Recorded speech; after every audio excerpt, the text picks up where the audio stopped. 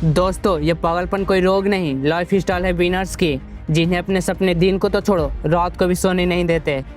एक ऐसा ही पागलपन था इस बंदे में जिन्होंने 1000 करोड़ की कंपनी बेचा।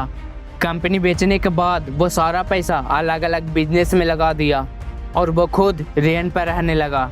कोई पागल ही ना कर सकता है ऐसा, क्योंकि कोई नॉर्मल इंसान होता तो गाड़ी बंगला खरीदने में ही वो बहुत सारा पैसा खत्म कर देता।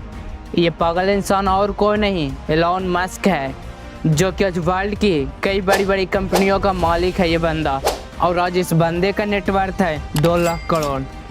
और ये सब उसके पागलपन, उसके जिद का ही नतीजा है, जो कि भीड़ के साथ चलना तो बहुत ही आसान है, पर पागलपन ही चाहिए भीड़ से हटकर कुछ करने के लिए। जिस बंदे को कभी उसकी भारी आवाज़ की वजह से रेडियो वालों ने रिजेक्ट कर दिया था, उसने जीत पकड़ी और वो मुकाम हासिल किया। उसके जैसे लोग बनने के सिर्फ सपने ही देखते हैं। जी हाँ, मैं बात कर रहा हूँ अमिताभ बच्चन की। उनकी पहली सुपरहिट मूवी जंजीर आने से पहले उनकी 17 मूवी फ्लॉप हो चुकी थी, फिर भी उन्होंने अपनी जिद नहीं छोड़ी और आखिरकार कामयाब को भी उसके जिद के आगे झुकना पड़ा।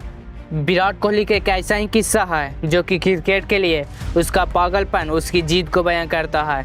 2006 की बात है, विराट कर्नाटका में रणजी खेल रहा था और पहले दिन ही 40 रन बनाकर नॉट आउट रहा और शाम को उसके घर से खबर आया कि उसके पिता को देहांत हो गया।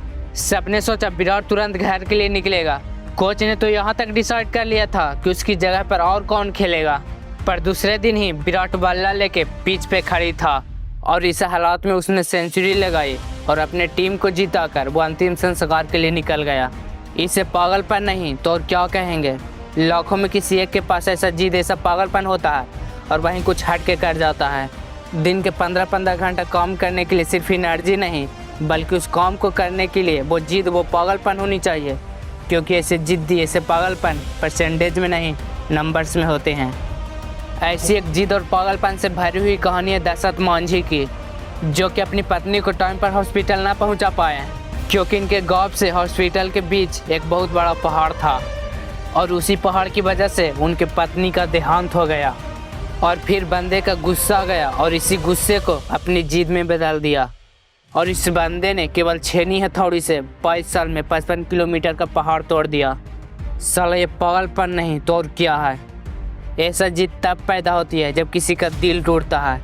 कुछ लोग तो इसमें बिखर जाते हैं, पर जो इस दर्द को, इस गुस्से को जिद में बदल देता है, उस बंदे को रुकना नामुमकिन है। वो पागलपन ही है जब लोग टिप्स प्लान कर रहे होते हैं और कोई बंदा अपना एम्पायर खड़ा करने के लिए प्लान्स बना रहा होता है। जब सब नौकरी ढूंढने के चक्कर में होते हैं, तब कोई पागल नौकरी देने की सोचता है और ऐसे ही पागल आगे जाकर बिल गेट्स, स्टीव जॉब्स बनते हैं। ये पागल सक्सेस के लिए हमेशा भूखे होते हैं। यही पागलपन, यही जिद, ये न तो इन्हें सोने देती है और न ही इन्हें रुकने देती है।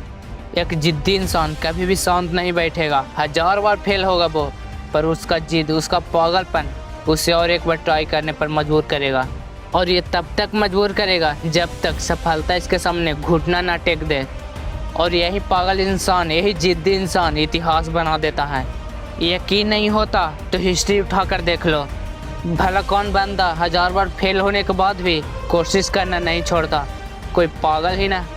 और उसी कारण ये पागल जिद्दी इंसान दुनिया को रोशन कर देता है। जी हाँ, मैं बात कर रहा हूँ थॉमस अल्वा एडिसन की। 65 साल का बंदा, जिसे ऑलरेडी 1000 बार रिजेक्ट कर दिया गया था, फिर भी उसने जिद नहीं छोड़ी और KFC जैसे होटल की चेन खड़ी कर दी। जिस बंदे को अंग्रेजों ने उनके होटल में नहीं आने दिया, उसने जिद पकड़ी और दुनिया के सबसे बड़ा होटल ताज बना दिया। दोस्तों, ये एक जिद ही है जो एक नॉर्मल इंसान को अब नॉर्मल बनाती है। और फिर ये अब नॉर्मल लोग ऐसा कुछ कर जाते हैं जिसके बारे में नॉर्मल लोग सोचने से भी डरते हैं।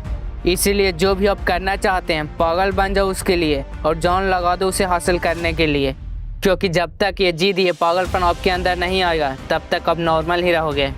अगर नॉर्मल रह के ही मरना है तो ऐसे ही जियो, पर अब नॉर्मल बनना है तो जिद्दी और पागल बनना पड़ेगा। वीडियो अच्छा लगा तो ही लाइक करना और शेयर करना, और हमसे जुड़ने के लिए नीचे वाले लाल बटन को दबाकर सब्सक्राइब जरूर कर लेना। अगले वीडियो में फिर मिलते हैं, तब तक के लिए धन्यवाद।